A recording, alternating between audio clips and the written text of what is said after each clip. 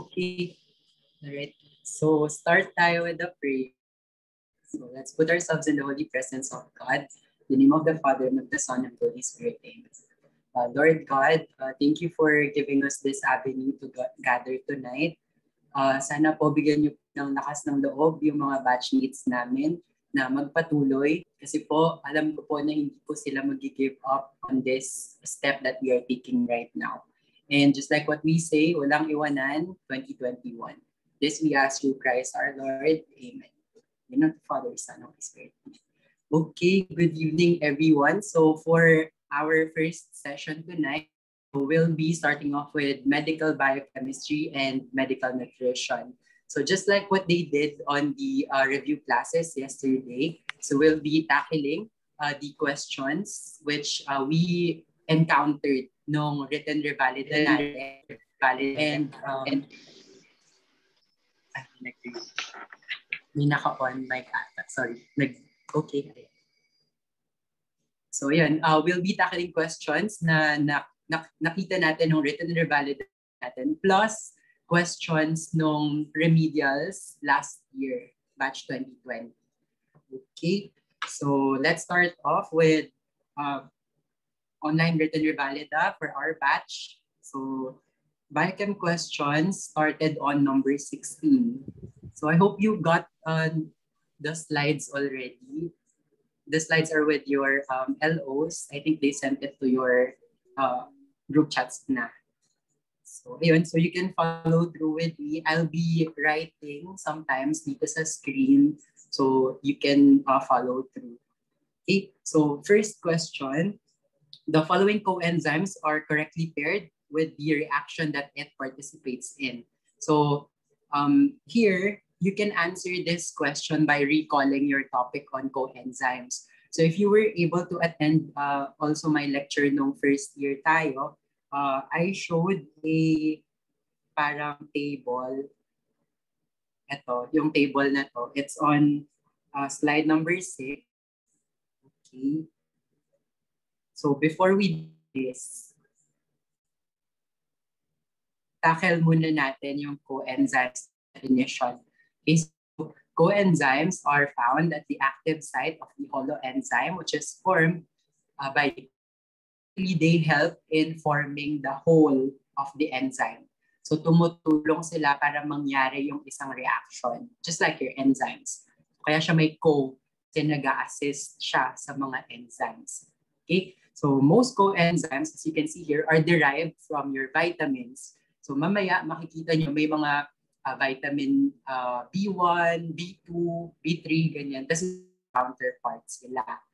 So aside from this, although most coenzymes are derived from your vitamins, there are also some coenzymes which are not derived from your vitamins. So I'm showing them to you here kasi I've seen them come out dun sa mga ibang samplexes ng revalida questions and compre. Okay, so ang mnemonics ko for those which are not vitamin-derived, so again, not vitamin-derived, is TLC, tender loving care. So tetrahydrobiopterin, lipoic acid, and coenzyme Q, or CoQ, also known as ubiquinone. So the others, later magbibigay akong tips sa inyo kung paano nyo sila mabilis maalala kung vitamin-derived sila. Okay, so let's proceed to the next slide. So here are your vitamin-derived coenzymes. So start tayo with B1. Vitamin B1 is also known as your thiamine. Okay, so mnemonics ko dito parang pwede mong sabihin thiam1, ganun. Thiam1, thiamine, kasi vitamin B1. Okay, kasi yung coenzyme na derivative niya, it's in the name itself. So except, kunwari, binigay lang sa choices yung TPP. So, syempre, kailangan alam nyo anong ibig sabihin ng TPP. So TPP stands for thiamine pyrophosphate. So gets nyo na kaagad. So may thiamine siya sa name. So it's from vitamin B1, which is thiamine. Okay. So next, vitamin B2, riboflavin. So counterpart niya sa coenzymes is FAD or FMN. So what does FAD, FMN stand for? So it stands for flavin, adenine, dinucleotide. kapag FAD. Or pag FMN, flavine mononucleotide. So anong narinig nyo dun sa name niya? May flavine, di ba? So pwede nyo siyang sulatan pag may copy kayo ng slide. So F here stands for flavine. So nasan ba yung flavine dito sa riboflavin? Ito. Okay, so that's the tip to recall them. So next, we have vitamin B3, niacin. Okay, so niacin is B3, so also known as nicotinic acid. Okay, so ang palatandaan ko kay vitamin B3, nice try. So niacin, nice. Tas 3, try. So nice try, niacin 3. Okay, so paano mo siya maaalala? So yung N dito sa NAD, it stands for nicotinamide. Okay, so makikita mo dyan, nicotinamide. So nandito siya sa nicotinic acid, which is the whole form of your nicotinamide. So NAD is from B3. Okay, so skip ko muna si B5 kasi wala akong palatandaan dyan. So next, we have vitamin B6, pyridoxine. Ano makikita nyo here? Siya lang yung may letter X. Tapos sa mga numbers from 1 to 9, sino lang ang may letter X? Si number 6. So pyridoxine may X. So number 6 from vitamin B6. So coenzyme derivatives, so nasa name lang din, pyridoxal phosphate. Okay? So next, number 7, wala din akong palatandaan dyan. So skip natin. Si B9, folic acid. So ito, mukha siyang fetus. Si number 9, mukha siyang fetus na naka-breech position. So anong binibigay mo sa mga buntis kapag early first trimester, ganyan, anong vitamin nila? Folic acid. So number 9 looks like a fetus. O kaya pag binaligtad mo, kaso si number 6, di ba may palatandaan ka na? Pyridoxine. So X, di ka na malilito doon. So isa pang pwede mo gawin kay number 9, baligtarin mo siya, mukha siyang buntis. So pwede mo siyang matandaan, mukhang buntis si number 9 o kaya mukhang fetus. So bibigyan ko ito ng folic acid. So B9, folic acid. So derivative coenzyme is tetrahydrofolic acid. Okay? So next, lastly, so B12, si cyanocobalamin. So derivative natin kay cyanocobalamin is your cobamide enzyme. Okay? Tapos yun, balikan natin si B5 tsaka si B7. Si B5, pantothenic acid. Si coenzyme A yung derivative niya. Ang palatandaan na pwede nyo sigurong gawin, si letter A, baligtarin nyo. Mukha siyang V. So Roman number 5 or V. So B5, pantothenic acid. Okay? Then next, we have B7, biotin. So it's in the name, biocytin ang kanyang coenzyme. Okay? So I hope you got it. So yun, big help yan kasi lumalabas siya sa mga samplex. Tapos ito, I made this table to summarize all the coenzymes na ang haba kasi nung handout niya. So this is a summary of all your coenzymes and their functions.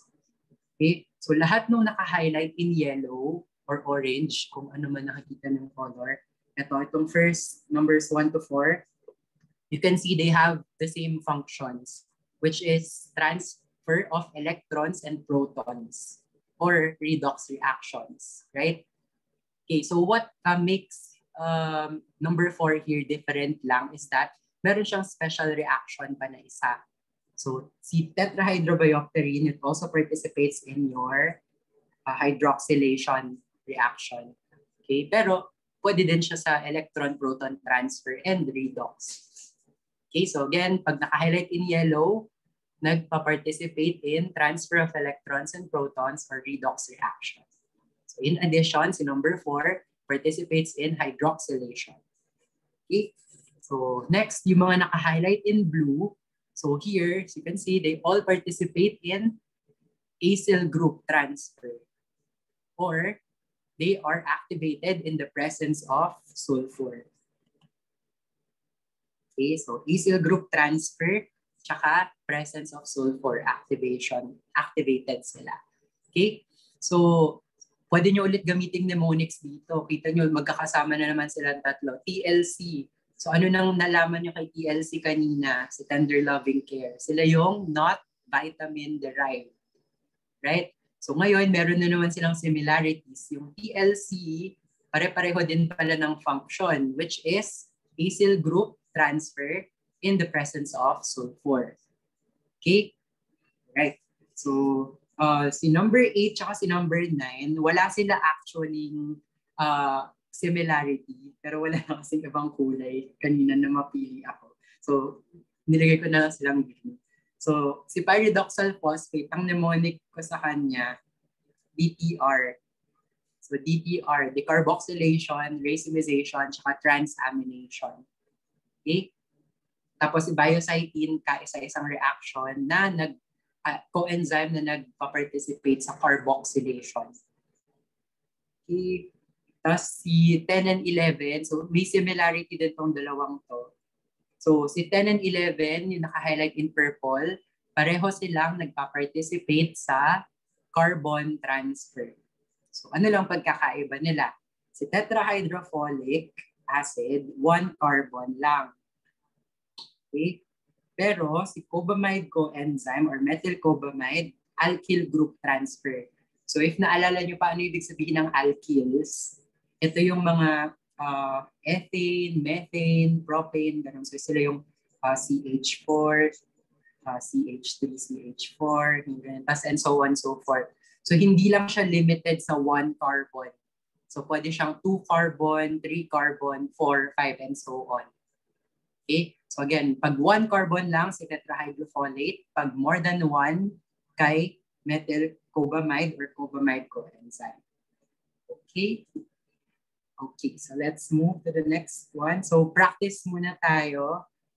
Ito, bibigyan ko isa. So ano nakikita nyo dito? So meron tayong NH3, which is an amine. Okay, so amine group. So anong nakita nyo dito sa amine group natin? Tinransfer siya. Lumipat siya. Punta siya dito. Tapos ito yung structure kanina, di ba? Originally. So OOC, tapos may CH2, CH2, CH. Dito OOC, CH2, CH2, tapos CH2, NH3. So ito lang yun. Ito lang yun. Ano nakita nyo? Natanggal yung COO. Tama? So parang anong nangyari, inati siya. So kaya ngayon, nahiwalay yung CO2, which is yung COO negative. Okay, so anong tawag dito sa reaction na to? Nagtanggal ka ng carbon dioxide. So nagtanggal, tanggal ka. So that means Ano yung tinanggal mo? Carbon dioxide. So carboxylation. So decarboxylation. So balikan niyo yung table na pinakita ko kanina. Sino yung coenzyme na nagpa-participate sa decarboxylation? It's pyridoxal phosphate. Okay? So if binigyan kayo ng chemical formula na ganito, makikita nyo. Okay, so DPR again, yung mnemonic. Okay? So pag binigyan kayo ng formula, huwag kayo matatakot. Himayin nyo lang siya.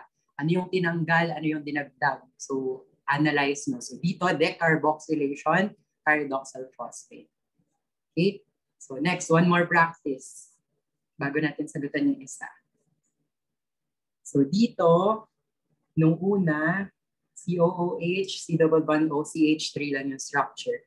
So dito, pagkita nyo sa product, COOH, C double bond O, CH2. Nadagdagan siya ng ganito. Kanina wala naman ganun sa baba, di ba? So ano nangyari? Itong CO2 na nandito, inad siya dyan. So kung kanina nagtanggal tayo ng carboxyl, anong ginawa natin ngayon? Nag-add ng carboxyl. So what do we call this process? Carboxylation. Okay, sino yung kaisa-isang coenzyme na nagpa-participate sa carboxylation? It's biocytine or biotin. Okay? Okay, so yan. So huwag kayo matatakot sa mga chemical structures. Okay, so balik tayo sa sa question 16.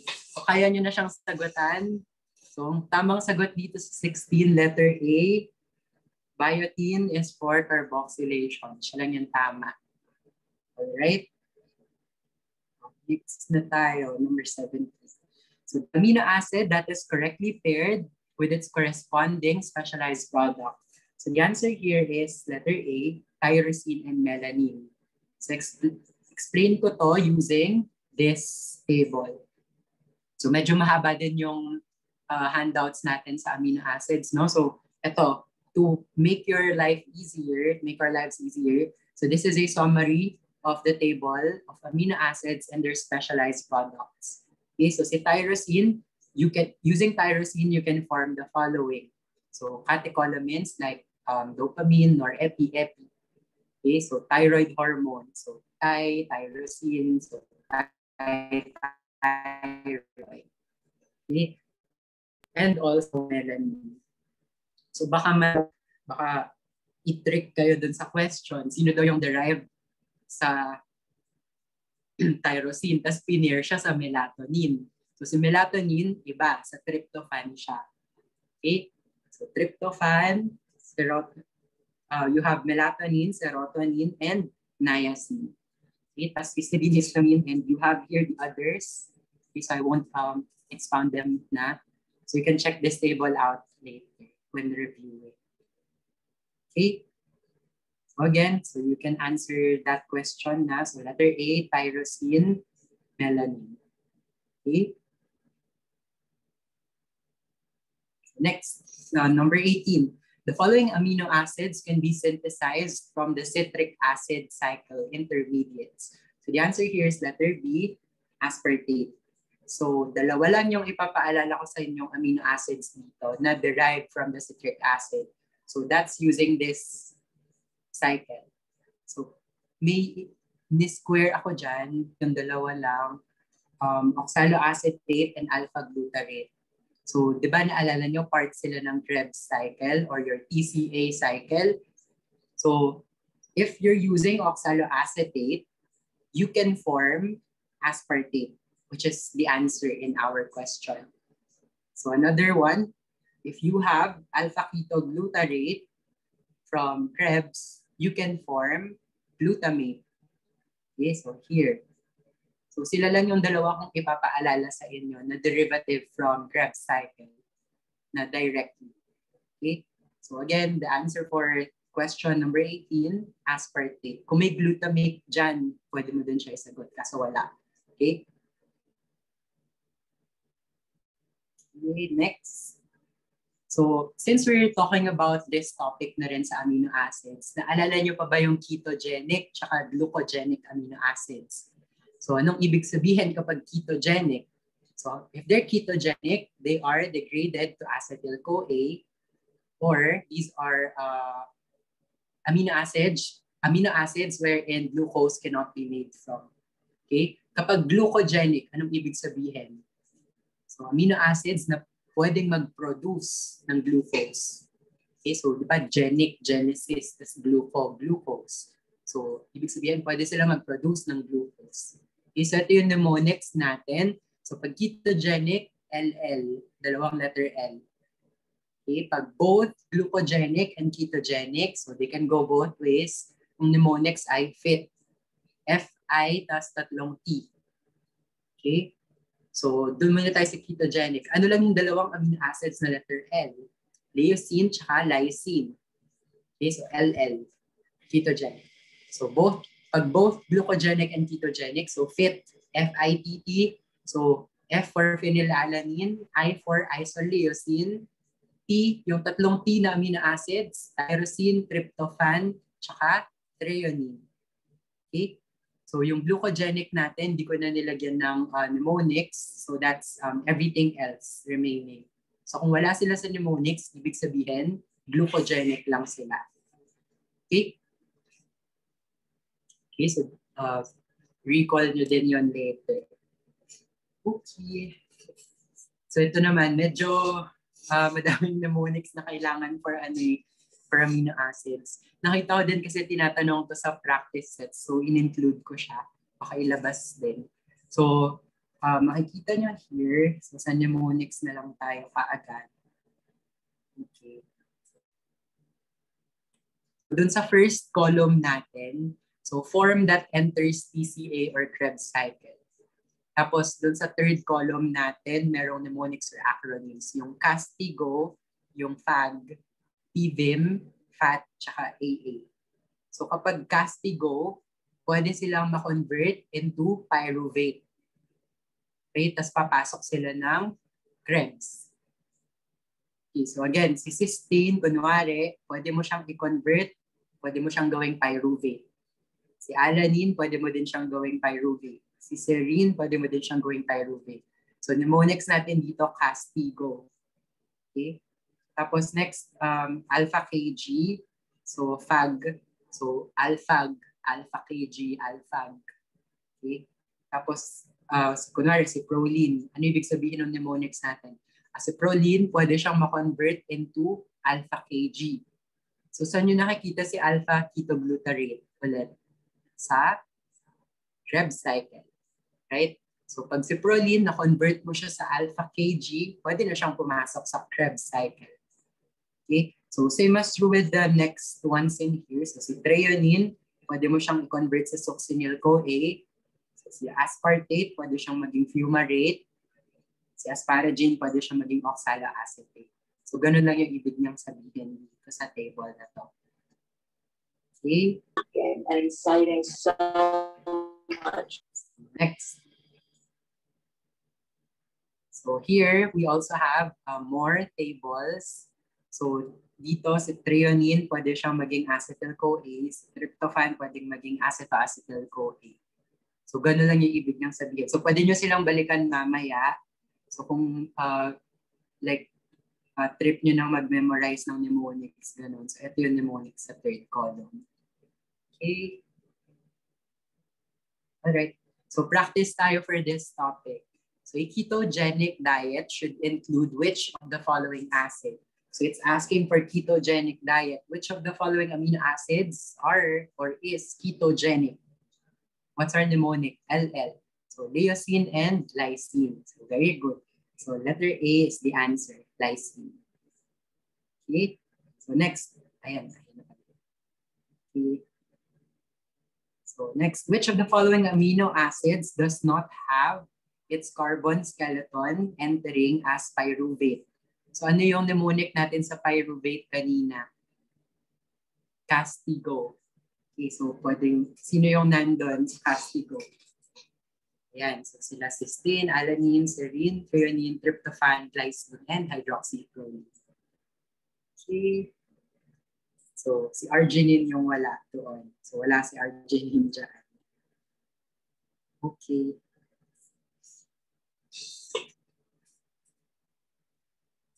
Okay, so number 19, the technique that can be used to detect presence of RNA viruses such as COVID-19 through amplification of genetic material. I think I don't need to expound much on this kasi very timely yung question na to. So letter A is your RT-PCR, so reverse transcriptase PCR. So PCR stands for polymerase chain reaction. So that's the answer. So ito yung mga definitions ng tests na nandito sa choices. So bigyan ko kayo ng tip. So kapag nakita nyo yung PCR or polymerase chain reaction, it always involves amplification of your DNA exponentially. Okay, so amplification. Pag nakita nyo, may amplification. So PCR to for sure. Okay, so next, electrophoresis. So electrophoresis, it involves separation of DNA fragments on the basis of size. So may two types tayo of electrophoresis. So agarose gel or polyacrylamide gel electrophoresis or short term niya is PAGE. Okay, so anong pagkakaiba? Pag agarose for larger fragments, pag PAGE, smaller fragments. Okay? Okay. Next. So letter C, yung ion exchange chromatography. So it separates them. So ions, we're talking about charges. And affinity, say chromatography. Okay, so separation based on charges and affinity. So next, column gel. So si column gel based on molecular size and hydrodynamic volume. Okay. So next, number 20. So in chronic alcoholism, failure of gluconeogenesis occurs as a result of this condition. So the answer here is letter B. Excess NADH inhibits enzymes that generate oxaloacetate in the TCA cycle. Ang parang complicated niya pakinggan. So paano ba yun nangyari? So meron daw excess NADH. So bakit nagka-excess NADH? So recall nyo yung alcohol metabolism. So naalala nyo to. So si ethanol, pwedeng ma-convert into acetaldehyde, plus acetate, plus acetyl-CoA. Diba? Tapos naalala niyo yung mga enzymes na to, si alcohol dehydrogenase, aldehyde dehydrogenase. Diba? Okay, so ano pang napapansin niyo dito sa pathway na to? Ano yung na-form na byproduct? Can you see this? NADH, NADH. Yes, diba? So tuwing na-metabolize ang ethanol or alcohol, nag-form din tayo ng NADH. So, tama yung letter B natin here kasi may excess NADH daw. So, paano natin i-qualify itong next part? Inhibits enzymes that generate oxaloacetate in the TCA cycle. So, always remember, skip ko yan. May papakita ako.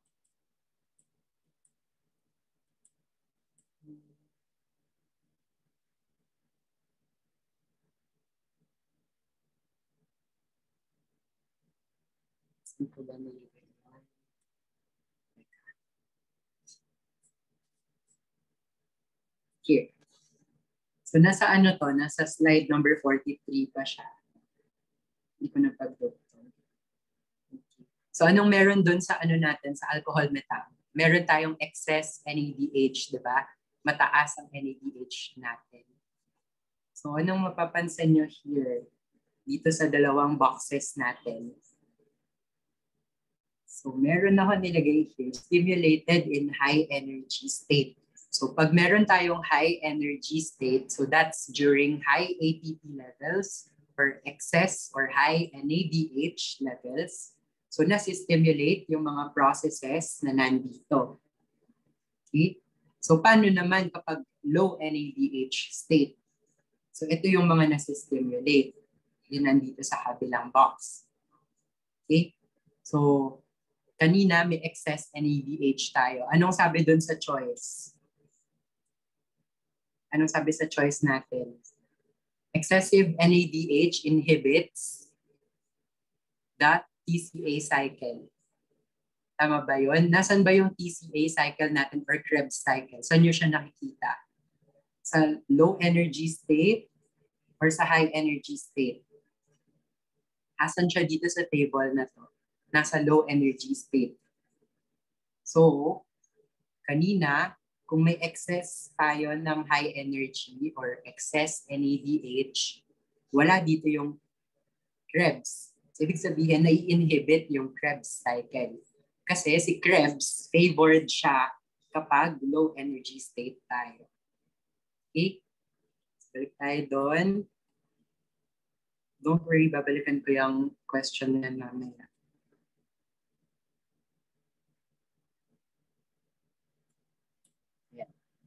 Balik tayo here.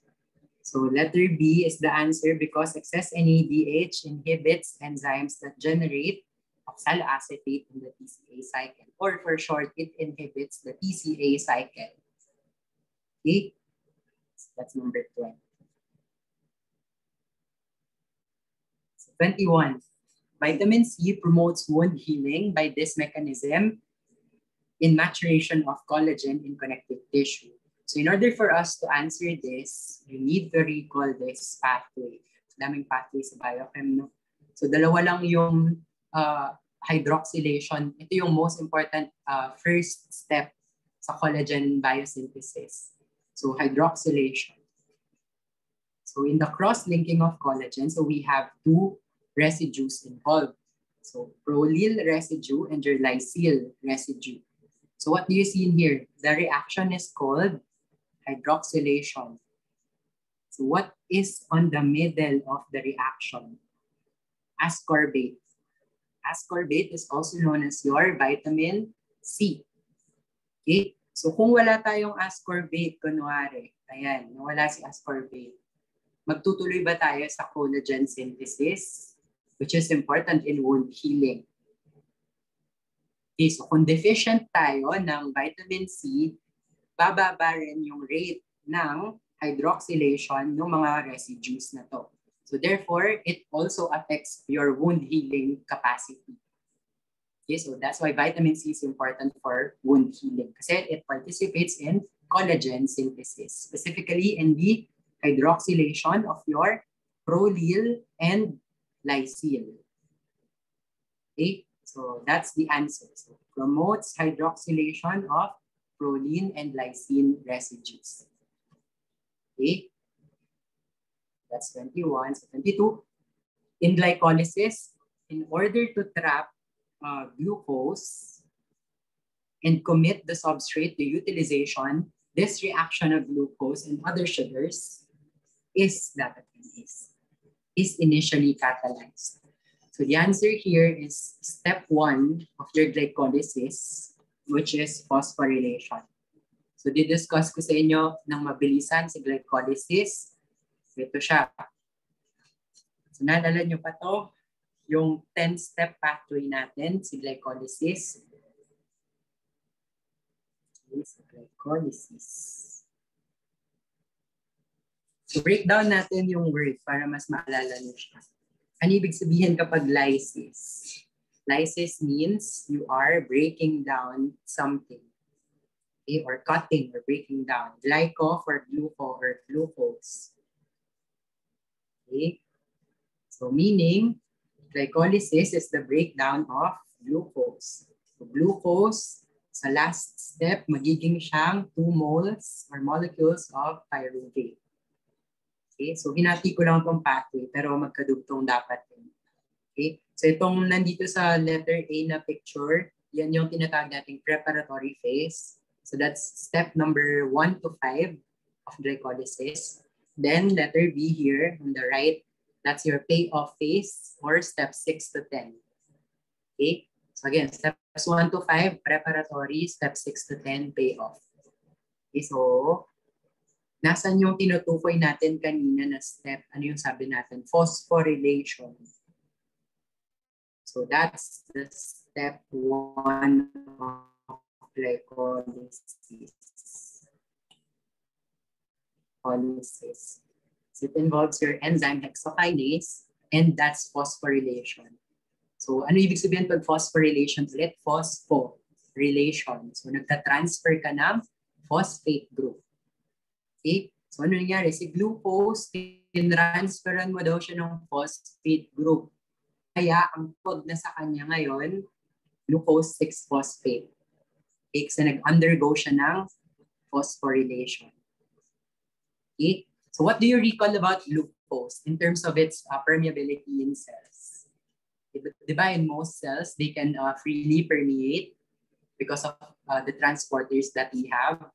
Mga GLUT1, GLUT2, GLUT3. So yun. So because of those transporters, pwedeng mag-permeate yung glucose natin sa cells freely. So paano kunwari, gusto ko siyang i-metabolize, gusto ko siyang i-break down sa loob ng cell. Paano ko siya ikukulong sa loob ng cell para hindi na siya makalabas? So that is using step number 1, which is phosphorylation. Okay? So once it becomes glucose 6-phosphate, it cannot anymore exit the cell. So bawal na siyang dumaan dun sa mga glucose transporters natin. Hindi siya pwede lumabas ng cell. Nakakulong na siya. Okay? So that simply explains the answer to this question. So in order to trap glucose and commit it to utilization, so the reaction of glucose and other sugars is initially catalyzed. So that's phosphorylation. Okay? Okay. So let's proceed. So bibigyan ako sa inyong mnemonics for glucose. So sana magamit nyo siya. Yung enzymes ko for glucose pinaulit-ulit ko lang siya. Actually, wala akong funny na mnemonic sa kanya. Pinapaulit-ulit ko lang to. HP, PAT, GP, PEP for the enzymes. So, kita niyo yung first letters here. HP, PAT, GP, PEP. Yan. Okay. Tapos sa processes or reactions, pipsiosids. So, pipsiosids. P-I-P-C-I. O dapat oxidation or redox. Tapos substrate. Okay.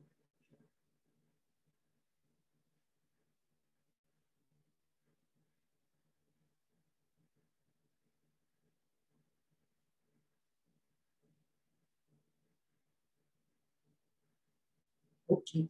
Yan. So, ayun. So, sa enzymes, HP, PAT, GP, PEPs, reactions with CO6. So, glycolysis quick sheet. So, ito. So, 10-step reaction, steps 1 to 5, preparatory phase, also known as energy investment or spending phase. Kasi gumagamit ka dito ng ATP, spending ATP. Then, for steps 6 to 10, also known as your payoff or energy producing phase. Kasi, this time, gumagawa ka na ng ATP. Okay? So recall, what happens to glycolysis if you have lots of oxygen? It is called aerobic glycolysis, right? So that involves conversion of your glucose into pyruvate. So that's the normal aerobic glycolysis. So what about if wala tayong oxygen, like kunwari, strenuous exercise, ganun, kaka-exercise mo, nagkulang ng oxygen sa body or sa cells, muscles. So that's anaerobic glycolysis. So this time, instead of forming your pyruvate, you form lactate. Okay, so glucose becomes lactate. Okay, so also, take note, steps 1, 3, and 10 are the only irreversible reactions in glycolysis. Okay, so yun, steps 1, 3, and 10. Okay. Okay. So next question, number 23. So this function of HDL correlates to its protective capacity to development of atherosclerosis. So ito, samplex question siya. So it's the function of HDL. So involved in reverse cholesterol transport. So given that's the answer. So by definition, so RCT or reverse cholesterol transport is the process by which cholesterol in non-hepatic tissues, so like muscles, blood, ganyan, is transported back to the liver via plasma components. So mainly HDL. Okay?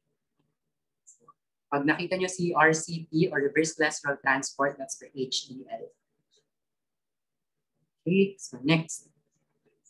The type of diet to manage a 5-year-old child with a diagnosis of GLUT1 deficiency. Okay, so what does GLUT1 deficiency mean? So before I go to that explanation, so let me show this first. So naalala nyo pa yung different glucose transporters din nyo? So the most common are 1 to 5, pero actually there are more.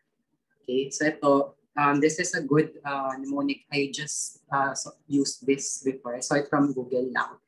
Okay, so yung GLUT1, so 1 means insulin independent. So hindi siya apektado ng insulin.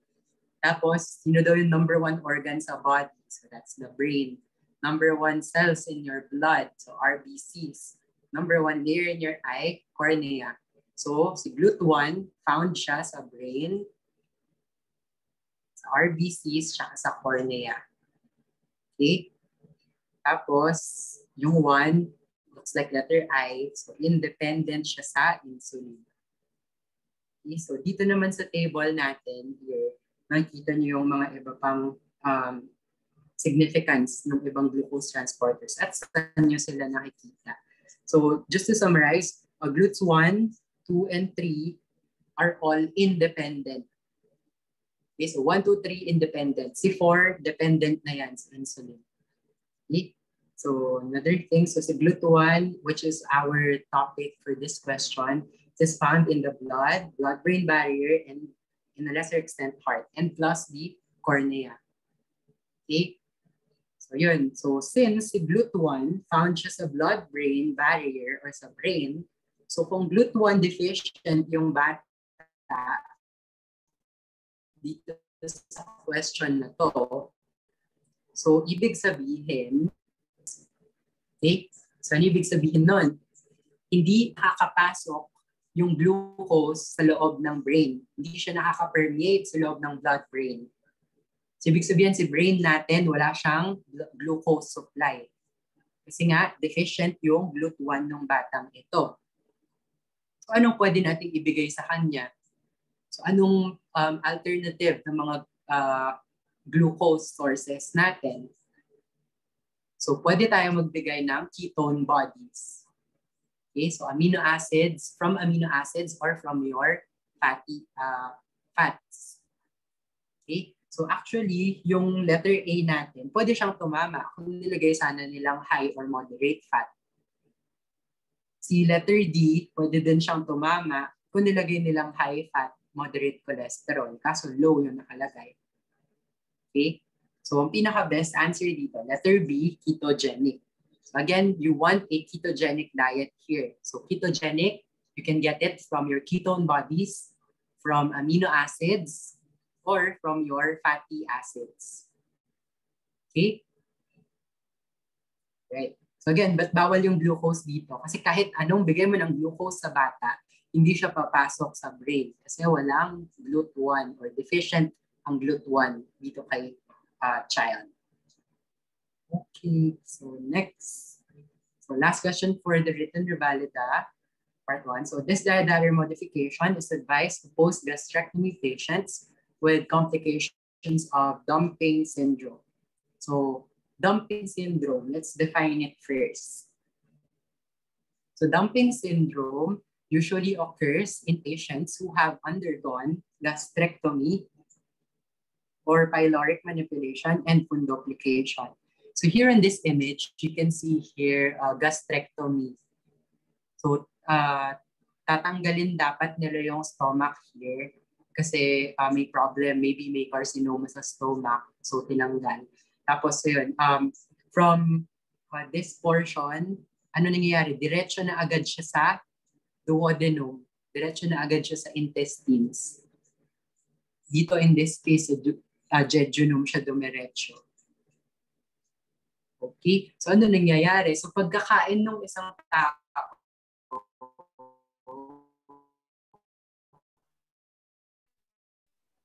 diba, usually pagkakain mo,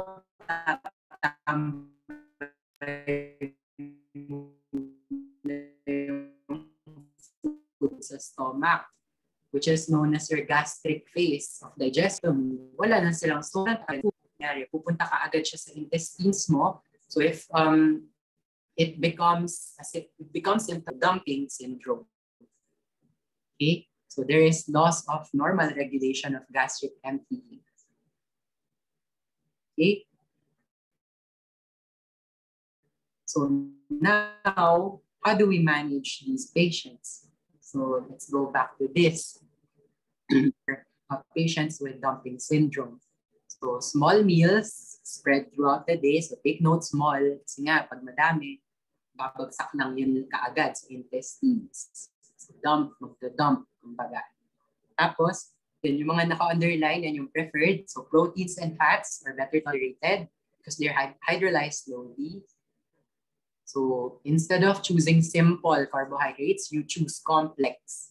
So yung mga starches, ayan, or disaccharides, polysaccharides. Okay, so you choose those carbohydrates. So another thing, increase intake of fiber or fibrous foods. Okay, so those are what's important. You can read on the other bullets as well. So letter A, so na daanan natin siya, di ba? So that's the answer. High levels of complex carbohydrates. Why is letter B wrong? Kasi dapat high fiber gusto natin. So si letter C, bakit mali? Kasi preferred naman natin ang proteins. Hindi dapat siya low. So about D, high amount of fat. Tama ba? High amount of fat dapat? No. Moderate lang. Okay? So ang high is protein. Okay, so B, C, D are wrong, letter A is correct. Okay, so let's proceed. So now we'll be tackling the questions for the written revalid, the remedials of batch 2020.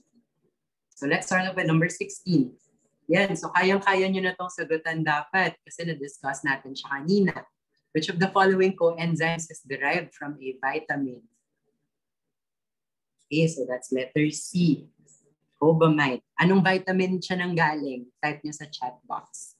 Vitamin B, B12. Okay, very good, very good.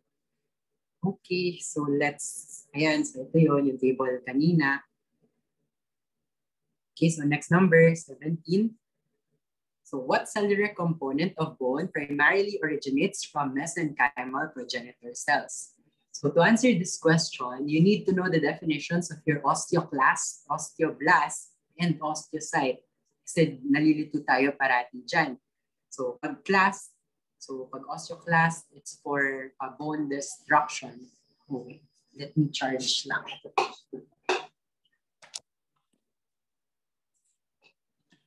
Okay. So going back, so pag osteoclast, it's for bone destruction or resorption. And it is derived from your pluripotent hematopoietic stem cells. And they are multinucleated. Okay? Si osteoblast, mononuclear lang siya, hindi siya multi. And what's different from osteoclast and blast is that si blast derives siya sa mesenchymal precursors or progenitors. Okay? So, si blast, bone formation. Okay? Si clast, bone destruction or bone resorption. Okay, so next, let's define osteocyte. Si osteocyte, para siyang para siyang osteoblast din, nakatago sa bahay. So trapped osteoblast in the lacunae. That's the definition of your osteocytes. Okay, so their main function is that they act as mechanoreceptors for the bone and they keep the matrix in good condition.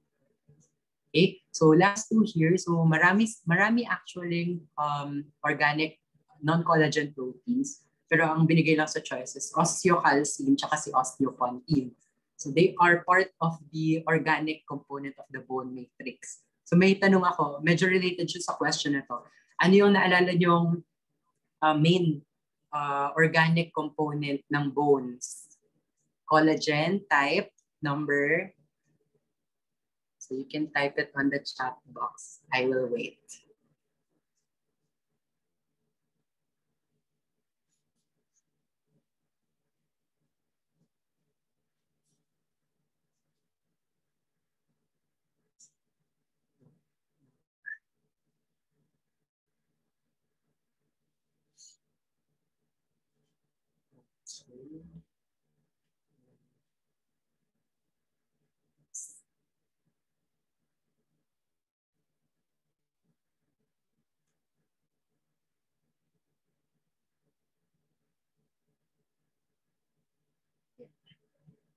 Okay, so the main component of our bone matrix is your type 1 collagen. Okay? Tapos meron din siyang konting portion ng type 5 and your non-collagen proteins. So yung mga non-collagen proteins na sinasabi ko ngayon, so kasama doon si osteocalcine tsaka si osteopontin. Okay, so recall nyo yung, pwede nyo siyang balikan sa trans natin ng bone na tab ng biochem before, if gusto nyo siyang balikan. Pero wag na kasi medyo mahaba. Just save time, you can use this na lang. Okay, so osteocalcine and osteopontin are non-collagen proteins. Okay? So next, so anong answer natin here? 17. Letter. So dalawa lang pagpipilian nyo. Sino lang yun ang galing sa from mesenchymal progenitor cells. So mesenchymal blast. Osteoblast. May osteoblast ba sa choice? Wala. Sinong best answer? Sino yung sinabi ko kanina mukha siyang osteoblast pero nasa bahay lang or nasa loob ng lacunae? Osteocyte.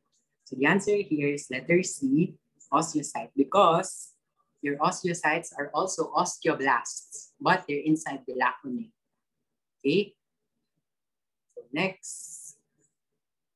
So here is the diagram, so showing you what are the mesenchymal derived structures. You have your myocytes, adipocytes, osteoblasts, neurons, and chondrocytes. Okay, so they're all from the mesenchymal stem cells. Okay, next. So number 18, so ito na, nadaanan na natin to kanina. So with the high glucagon-insulin ratio, which biochemical pathway is expected to be significantly accelerated? So ano ibig sabihin ng high insulin-glucagon ratio? Anong mataas dito? Mataas ang glucagon dito. Right? So kung mataas ang glucagon dito, saan tayo titingin na table? Ito, dito sa part na to. Actually, kahit wala yung table, dapat kaya nyo na siyang sagutan. So, isipin nyo na lang in practical terms.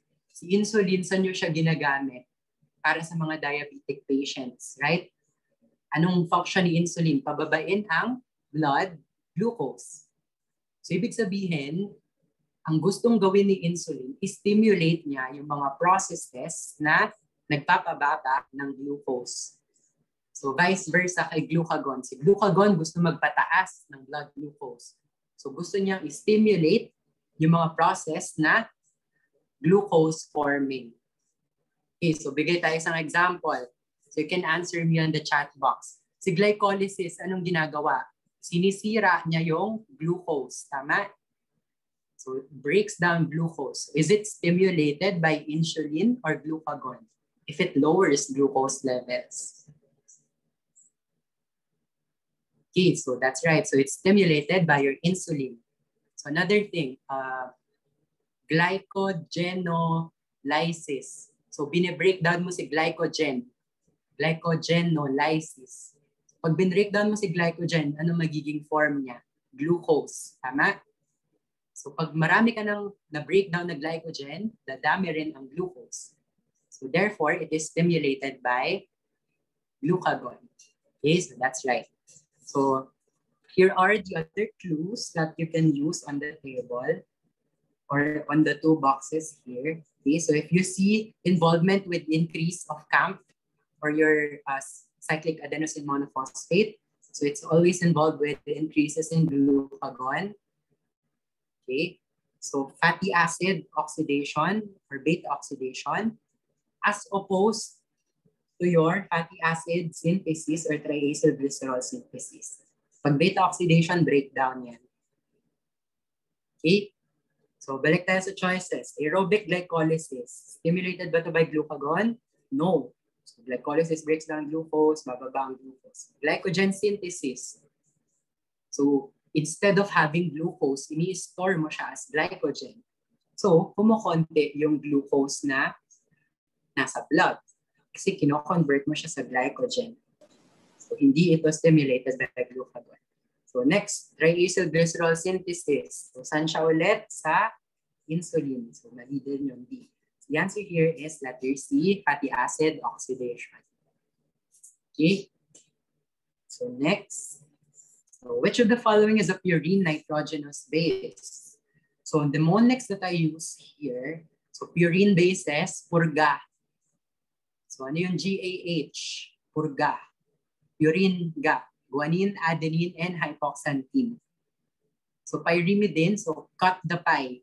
So, parang apple pie, pizza pie, gano'n. So, cut mo yung pie. Cut the pie, pyrimidine, cut, CUT. So, that's cytosine, uracil, and thymine. Okay? So, now, before we get the answer for this question, so, let me refresh you guys with this structure. So we have this structure, right? So phosphate group, ribose or a sugar plus your adenine, which is a nitrogenous base. So phosphate plus sugar plus base. So mamaya alamin natin yung name niya. So ito lang, anong tawag sa kanya? Ulit, pag ito lang? Wait, ayan. You can type on the chat box. Ano siya? Phosphate, sugar, base.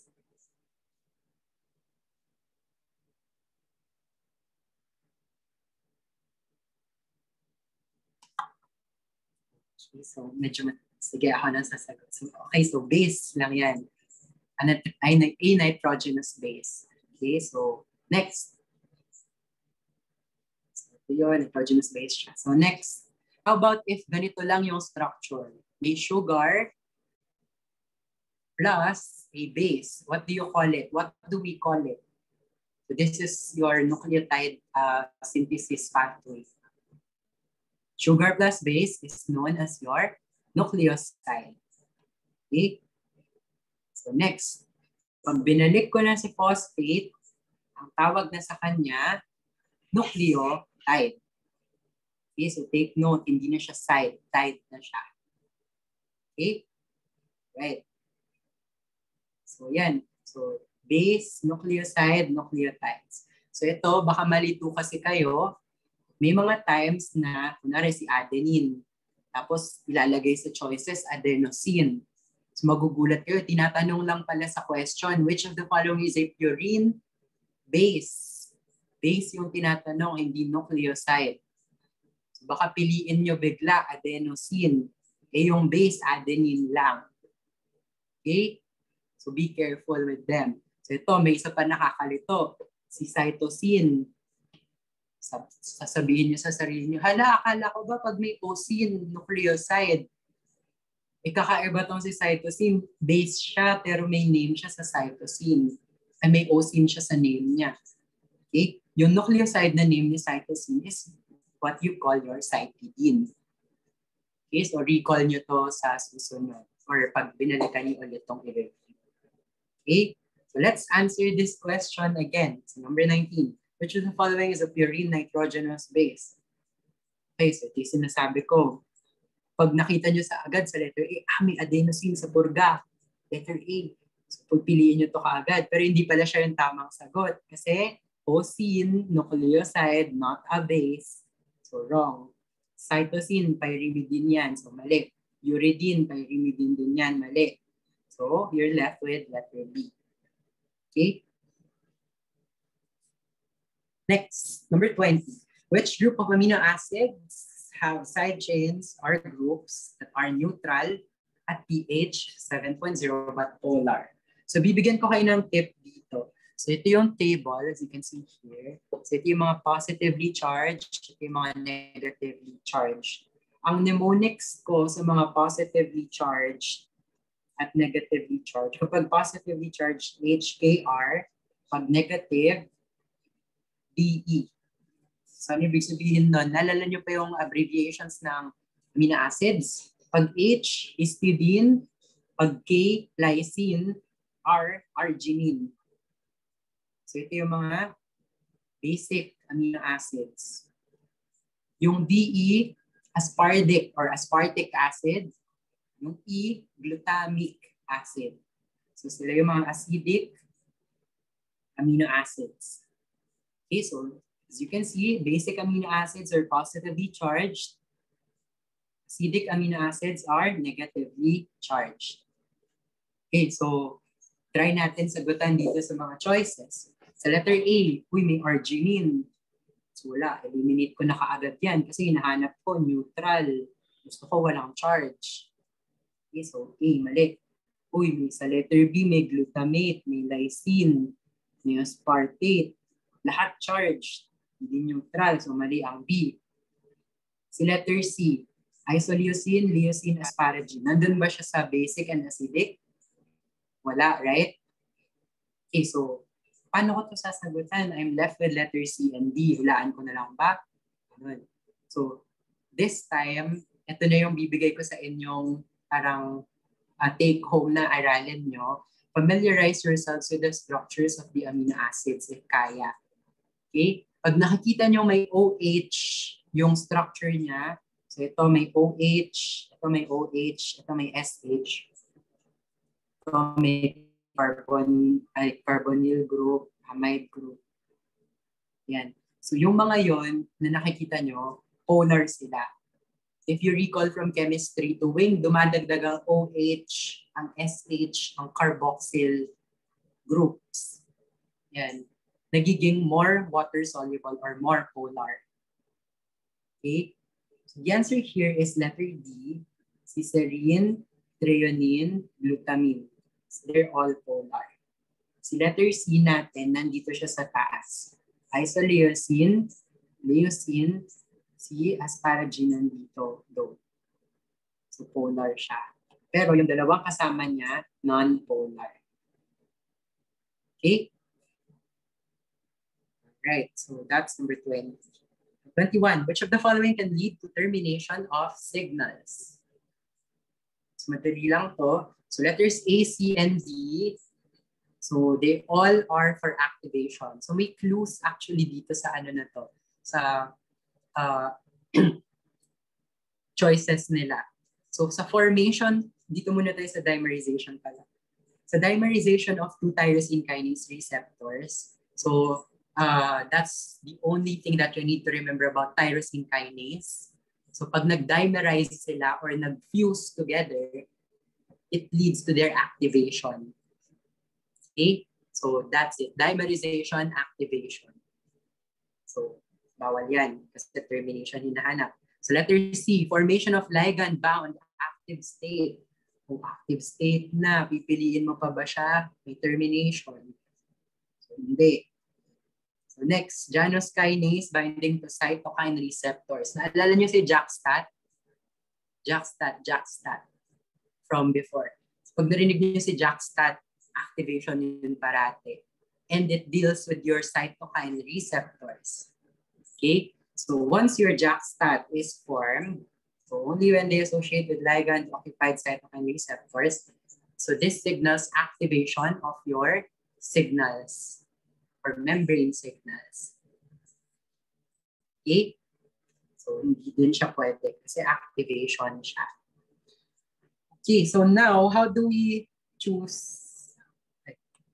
Letter B, phosphorylation of GPCRs is the answer. So may tip ako sa inyo.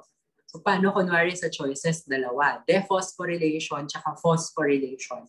So may ito generic tip to. Pag nakita niyo yung dephosphorylation, always activation. Okay? Pag nakita niyo yung phosphorylation, it's deactivation or termination. Okay, so bawal magkasama yung de tsaka de. Magkahiwalay sila. Okay, so dephosphorylation, activation. Phosphorylation, deactivation. Tama ba? Pag phosphorylation, dapat deactivate or terminate. So that's the answer. Letter B.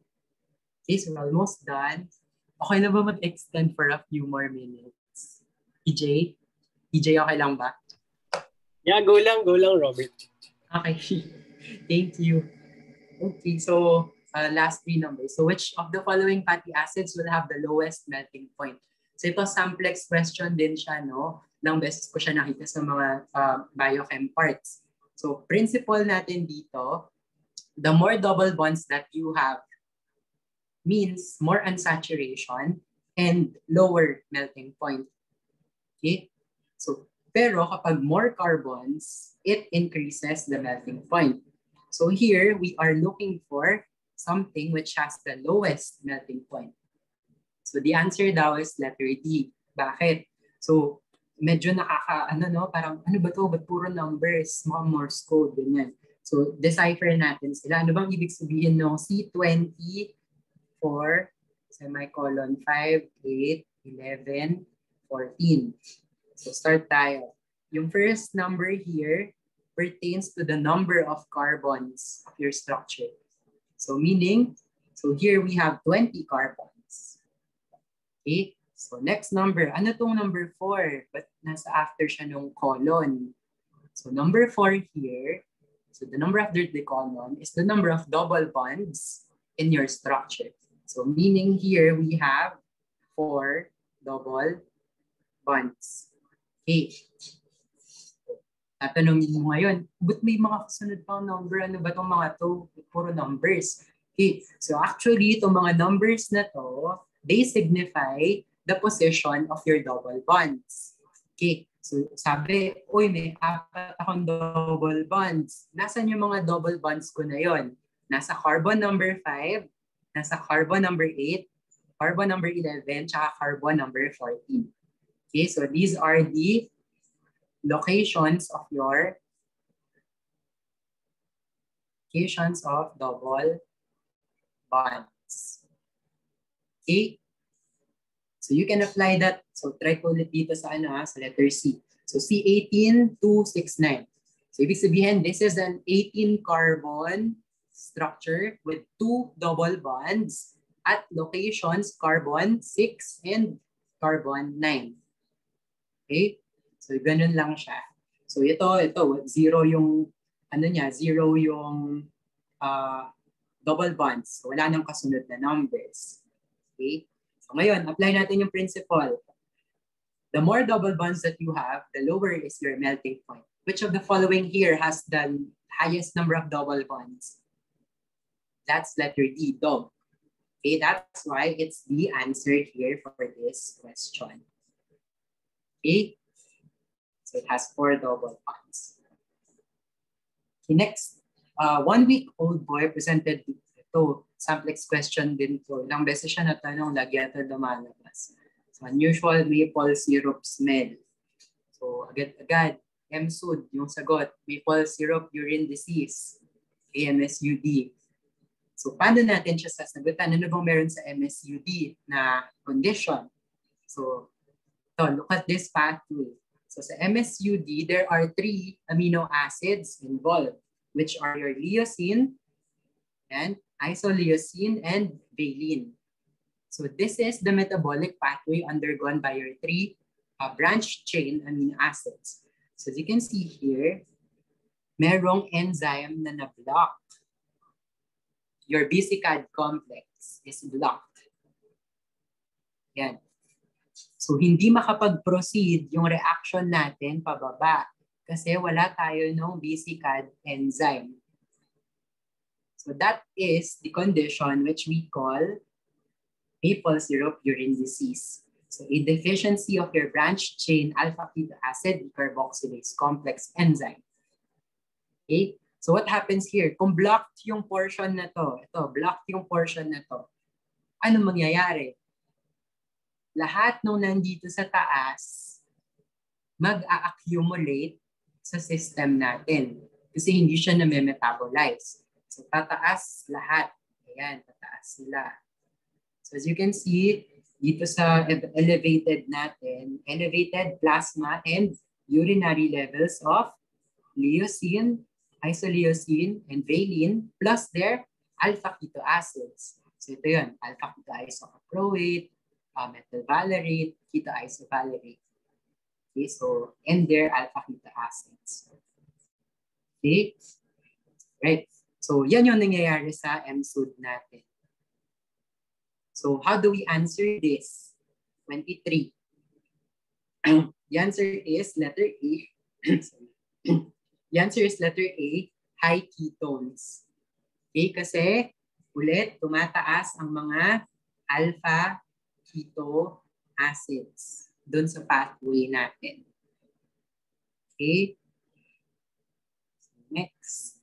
Last 2 numbers, 24. So which of the following is considered to be the key enzyme that regulates heme biosynthesis? So there's only one and only answer here. Okay? That's letter D, allosyntase. So allosyntase, key and regulating enzyme of heme synthesis. Okay, so pakita ko yung pathway sa inyo. Ito siya. So step 1. Step 1 involves allosyntase, the rate-limiting or key enzyme in the heme synthesis. So this is step 1. Papunta dito. Okay. So last number. So which of the following is true of the proteolytic enzyme pepsin? So bibigay akong tip sa inyo here. So si pepsin, saan nyo siya nakikita? Sa stomach. Right? Produced by your parietal or your chief cells. So saan yun? Sa pato or histoata. Pwede siya maulit. So proteolytic enzyme pepsin. So ngayon, anong meron sa stomach natin? ano siya, acidic, basic. As we all know, stomach is acidic. So kung si pepsin nasa stomach, gusto niya acidic environment.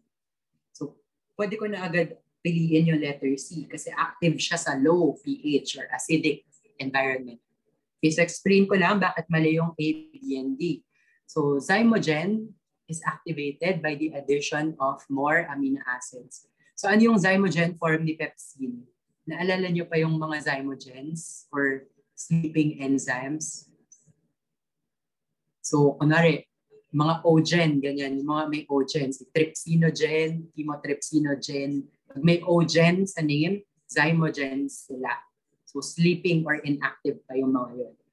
So itong pepsinogen natin here, yung binilugan ko na red, so yan yung inactive form or zymogen ni pepsin. So paano ko siya i-activate? So take note, tuwing meron kang zymogens, always and always, lahat ng zymogens, lagi mo siyang puputulin. Never kang mag-a-add. Okay? So always cut them, never add. So mali yung letter A kasi addition, sabi niya. So ito, sabi kasi dito, activation by removal of a sequence. Okay, so next, letter B, considered to be both an exo and pancreatic proteolase. Tama ba? Exopeptidase ba siya? Hindi.